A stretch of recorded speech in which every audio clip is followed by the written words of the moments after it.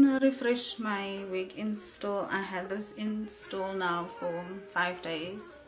I'm gonna use alcohol to just clean around because it is lifting a bit, not too much. Let's just take some alcohol.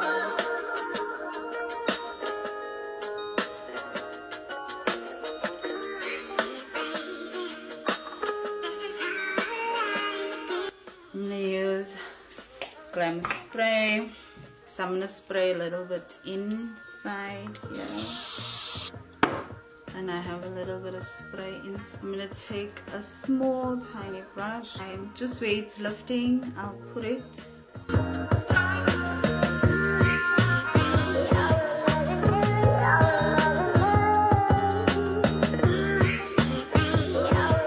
And then wherever it's not lifting, I'll just put like a